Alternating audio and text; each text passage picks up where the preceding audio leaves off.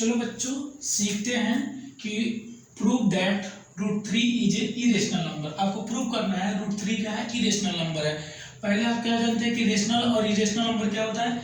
Rational number वो होता है जो क्या होता है जिसको हम p/q के फॉर्म में लिख लेते हैं। पहले हम थोड़ा रेशनल के बारे में जान लेते हैं। रेशनल नंबर क्या होता है जिसको हम p/q के फॉर्म में लिख सकते हैं और q ≠ 0 होना चाहिए, ये रेशनल नंबर कहलाता है। इरेशनल क्या होता है जस्ट इसका अपोजिट, उसको हम p/q के फॉर्म में नहीं लिख सकते हैं और उसके नीचे क्या। और ये देखो रिपीटिंग का था रेशनल नंबर जो होता है रिपीट होता है, जैसे 0.3 3 3 3 ऐसे भी आएगा तो भी रेशनल कहलाएगा। इरेशनल क्या होता है 0.3 2 1 4 3 6 ऐसे आएगा तो इरेशनल कहलाएगा। क्या होता है पॉइंट इरेशनल कहलाएगा। अब क्या करेंगे, अब आपको प्रूव करना है कि √3 जो है क्या है, इरेशनल नंबर। क्या है, इरेशनल नंबर। तो हम क्या करते हैं, हम लेट बी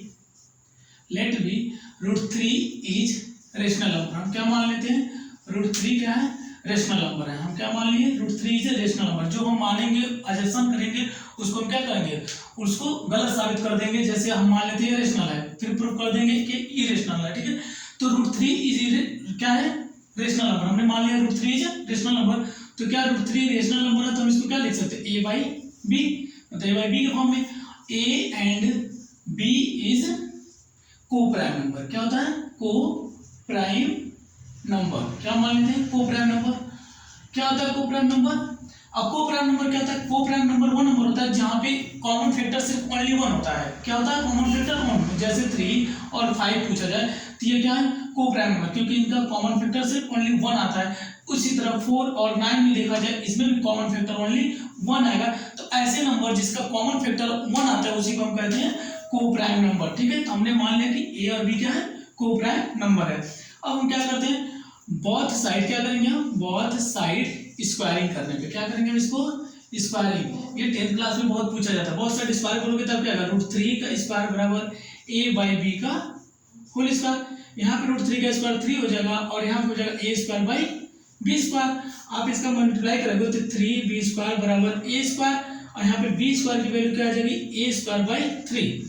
अब आप देख सकते हो, समझ रहे हो कि a² डिवाइड बाई 3। ये क्या हो रहा है, a² क्या हो रहा है, 3 से डिवाइड हो रहा है। तब क्या लिखोगे, a² इज क्या लिखोगे, a² is divide by 3, divided by 3।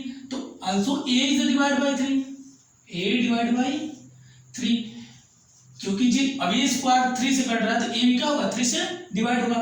अब हम मान लेते हैं कि a इक्वल टू क्या मान लेते हैं, 3m। क्या मान लेते हैं, 3m मान लेते हैं। क्या मान लिए, 3m। a की वैल्यू हम मान लेते हैं 3m और हम क्या करेंगे, अब इस इक्वेशन में जो हम माने वहां पे पुट कर देते हैं। तो √3 इक्वल टू 3m/b लिख सकते हैं।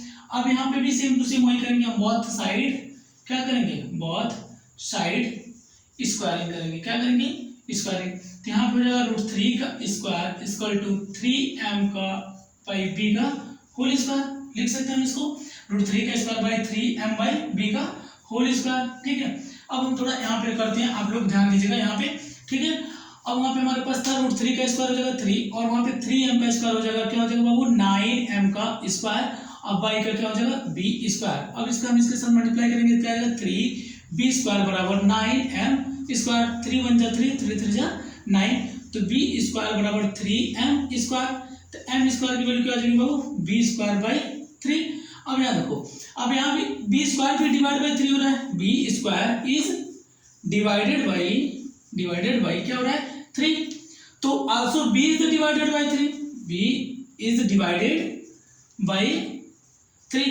अब b² से 3 से डिवाइड हो रहा है तो b भी 3 से डिवाइड होगा। अभी हमने क्या माना था कि a और b क्या है, एक को प्राइम नंबर है। को प्राइम नंबर क्या होता है, ओनली जिसमें कॉमन फैक्टर 1 होता है। और यहाँ पे तो a भी 3 से डिवाइड हो रहा है, b भी 3 से डिवाइड हो रहा है। तो अब यहाँ कॉमन फैक्टर 1 नहीं रह गया, तो क्या हो जाएगा, हमारा एजम्पशन जो था, हम जो माने थे कि √3 इज अ रेशनल नंबर, वो क्या होगा, √3 इज अ इरेशनल नंबर होगा। बस आपको अब जस्ट नीचे यही लिखना है कि जो हम माने थे a and b is a common को प्राइम नंबर, तो हम को प्राइम जो नंबर माने थे वो क्या हो गया, गलत हो गया, क्योंकि a इज डिवाइड बाई 3 और b इज डिवाइड बाई 3। तो क्या हो जाएगा ये नंबर, ये हो जाएगा √3 इज, अब लिखोगे आप √3 इज इरेशनल नंबर। क्या लिखोगे, इरेशनल नंबर, कहेंगे दैट इज जो एजम्पशन किया गया वो क्या हो गया, हमारा गलत हो गया। क्यों, क्योंकि उसमें कॉमन फैक्टर 1 नहीं आया। ठीक है, आप लोग एक बार देख लीजिए क्लियर।